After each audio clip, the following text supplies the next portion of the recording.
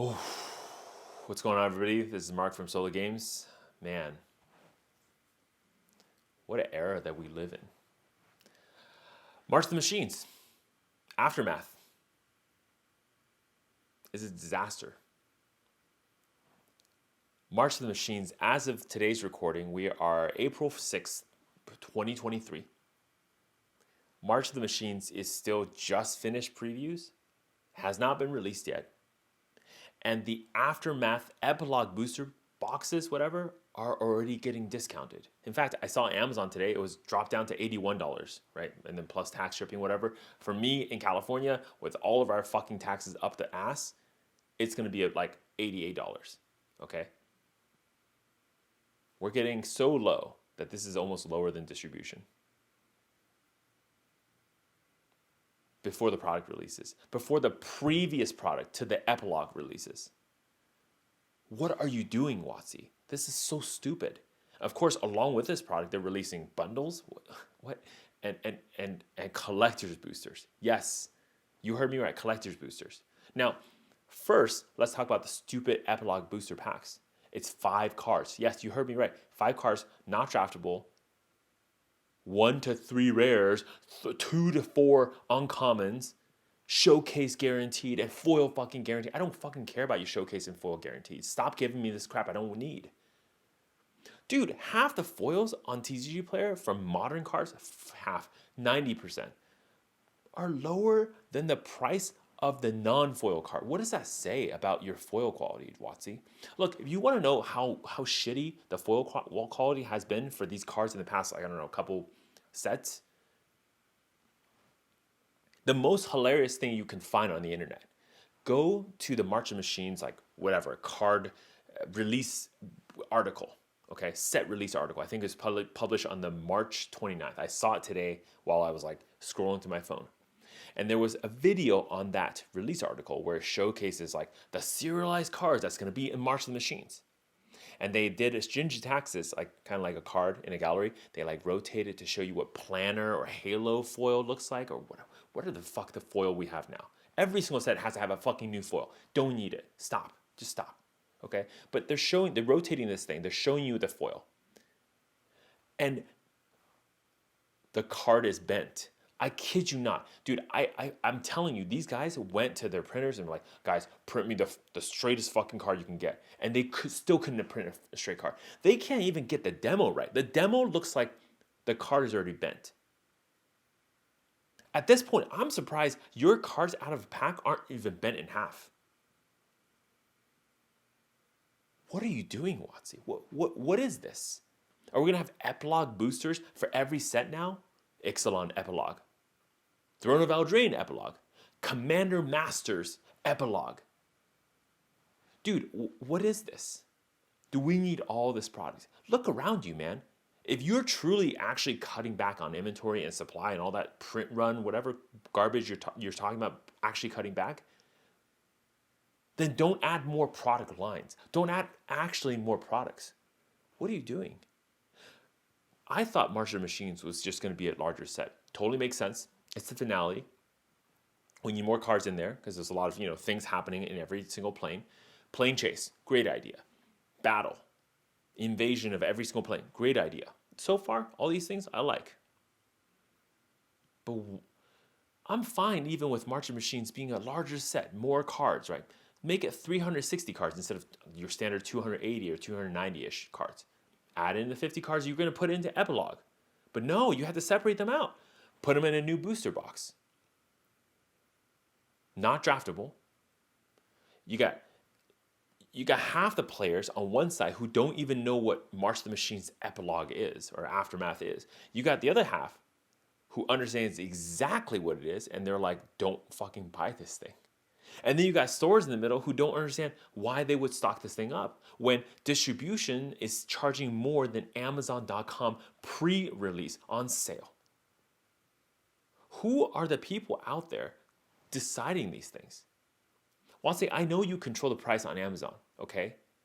Everyone fucking knows that. When you you think Amazon's dumping these boxes? You're dumping them. We know this. You're pre-dumping your aftermath boxes already? It's that bad, huh? 5 cards. 5 cards, guys. $5. Or I guess with the new dump price, it's going to be like $3.70, so $4 for 5 cards. Is this going to be a jumpstart situation again where we have these boxes, they're $81 now, but like $42 and nobody even wants to buy them? If you truly care about cutting back on products, don't add more products, okay? It doesn't solve the problem of oversupplying the market when you cut back the print run of every product, but just double the actual number of products out there by splitting all your products in half. Who at WOTC came up with this idea? Okay, look, I'm gonna be honest. I'm gonna just make it really easy for you, okay? Here's how you solve this problem. I won't even tell you what not to do. It's pretty easy. Look, stop printing foils. You know what? I'll take that step back. Have foils. Don't print any more foil commons. No more foil uncommons. Heck, get rid of foil rares. Only mythic rares can be foil. Have a possibility of foil, okay? Make it truly special. And then when you print those mythic rares, dude, dehydrate the shit out of that card. Make sure it does not bend. At least out of the pack, give people a chance to put it in the sleeve, and they're good to go, okay? Showcase side. My preference, get rid of all showcase. Don't need it, it's garbage. But I know there's a lot of players who like them, who like the artwork, who like the style. Cool. Make it special. I don't need uncommon and common showcase cards. Save the artwork. Save the time. Save the frame. Pick 1 or 2 mythic rares. Here's an idea. Take all the story spotlight cards. Okay? Do a different artwork that is actually the story spotlight. Put it into showcase. Guarantee you no one's going to complain. And it's a very visual way to say these cards are special. It tells the story, and it makes it infinitely more collectible. Because now I can say, look, I'm going to collect all the showcase cards and tell you the story of Magic over every single set. Easy solve. But get rid of all the stupid, like, I don't need like 27 showcase cards or whatever, 50, 1,000 of them every single set. I don't need it. I don't need Phyrexian text. I don't need Phyrexian showcase text. Stop. I don't need like step and complete foil. I don't need planner foil. I don't need halo foil, surge foil, double rainbow. What the fuck is double rainbow foil? Stop. And honestly, respect the people who gave you money ahead of time. Stop printing old frame shit into new cards. This whole like multiverse legends with like Kaladesh invention frames, Amonkhet invocation frames. Stop. Stop doing, just don't do that. Just stop. Why? Make a new frame. Keep it special. Leave the old cards as is. Just move forward. Make cooler shit in the future. Stop going back.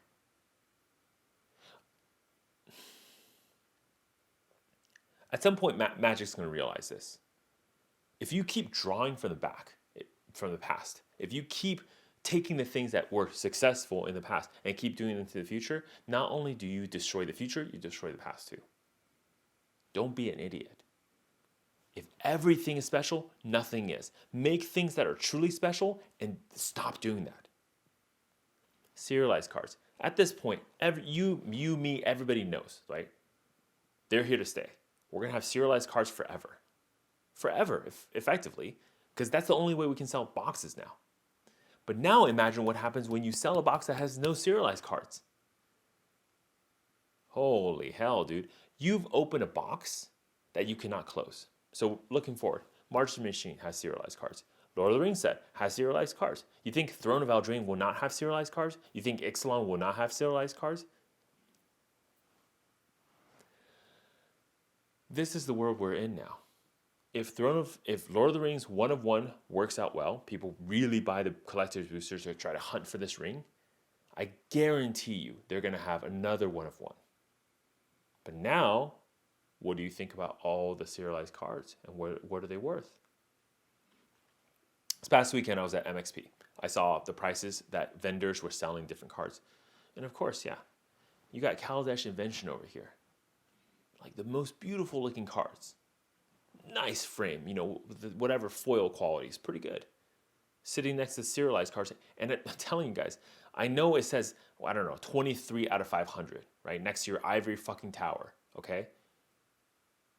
But one of those cards inside that display case was not bent. And it was not the card that was newly printed recently. It was the card that was printed like 7 years ago, 5 years ago. I forgot how many years ago Kaladesh was printed. That's what I mean. And it was surprising to me that a highly playable Kaladesh card was like $200. But if you look over here, you got Iker Wellspring, Ivory Tower, $500. That's what the market wants. This thing doesn't make any sense to me. Just because I don't put 200 or 1 out of 200, 1 out of 500 on a card does not mean that card is not rare. Those inventions are rare. Those invocations are rare. Look, we can have all this conversation about how hard it is to read invocation, whatever. Yes, I understand. It's a bad choice.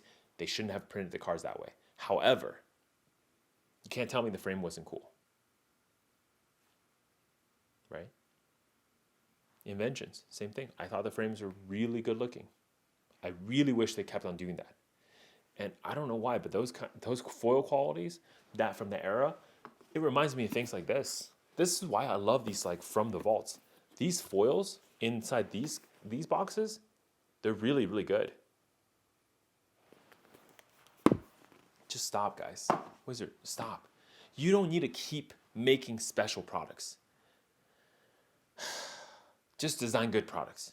Just design good games, good sets that people like.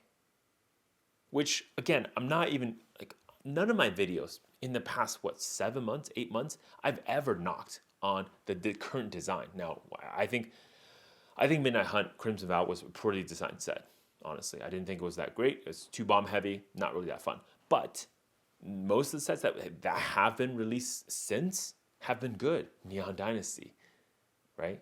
Okay, I skipped New Capenna. I don't think that's that great. Commander Legends, Baldur's Gate, not bad. To play, it's not bad, okay? Card quality, kind of shit. Look forward. Dominaria United, great set to draft. Brothers War, interesting, right? Dominaria Remastered.